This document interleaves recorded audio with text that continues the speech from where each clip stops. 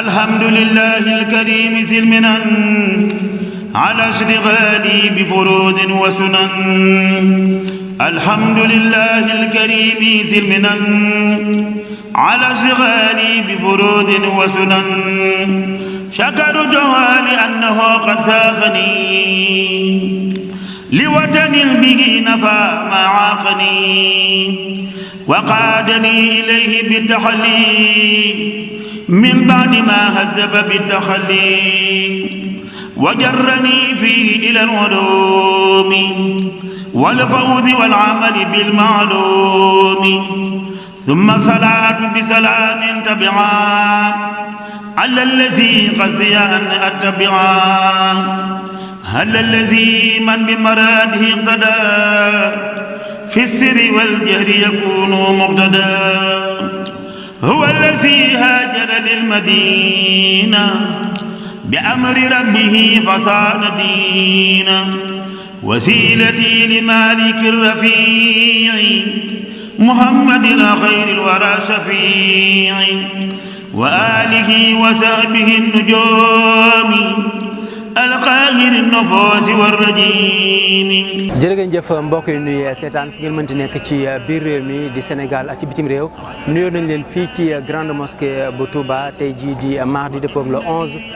juillet 2023 ñu nekk nag ci wàccaayu bisub xasida di journée xasida bi nga xam ne Cheikh Mouhamadul Mountakha Mbacké moom Serigne Bassirou di xalif général des Mourides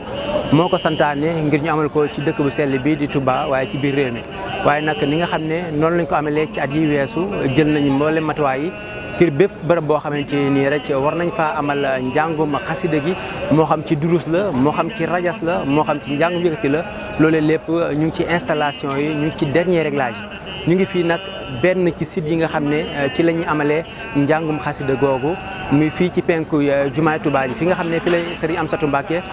moom Serigne Souhaïbou di nekk ak waa ahlu xasida ñoom ñoo fare fii ci penku jumaa ji. ni ngeen ko gisee sama ginnaaw ñu ngi ci installation li nga xam ne moom moo di tente yi ngir fexe ba lépp yemb laata ñuy àgg ci bés ba. jël nañ mboolem matuwaay yi gis ngeen li nga xam ne moo jëm ci wàllum installation yi bàyyiwuñ benn fànn lépp loo xam ne rek moo jëm ci dundal bis bi ni nga xam ne noonu la ko sëriñ bi santaane muy Cheikh Mouhamadou Mountakha Mbacké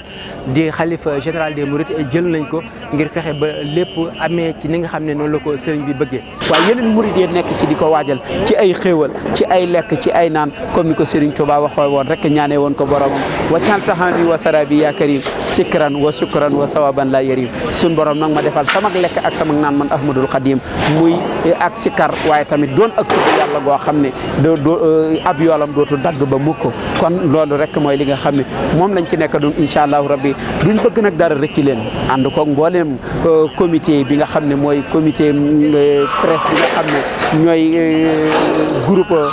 média bi nga xam ne mooy yoonu murid yëpp muy GMT bi ñu ci nekk Serigne Assane nekk ca bopp ak ñu mbooleem ñu ko àndal Serigne Abdoulaye Diop waaye ak mbooleem jëwriñ yi nga xam ne rek ñoo nekk ci biir liggéey boobu fas yéene nañu lépp loo nga xam ne mi ngi fi am ci mbooleem site yi nga xam ne mi ngi ci biir penc bi ak ci yeneen yi nga xam ne muy daaru Xudóos te waa wilaaya dafa nekk ak mbooleem site yëpp rek lu fay nekk rek danañ leen ko dégtal ci am njàng ci am rajas ak mbooleem xew-xew yi nga xam ne moom mi ngi fi am ba ci sikar si ak lépp kon da ngeen ñuy topp rek ci mbooleem plateforme bi yoonu murid gi rek ñu dékkal leen mbooleem li nga xam ne mooy am fii te lépp nag ñuy ñaan Cheikh Mamadou Mountakha yàgg fi lool te ànd ko wér mu am ko ni mu ko bëggee nu nit nu def ko ni mu ko bëggee moom sëriñ bi sax di fi wéy di yàgg lool lim ci bëgg am ko nu nit liñ bëgg ci moom mu am ko muy mu yàgg fi lool te wér wasalaamaaleykum wa rahmatulahi taala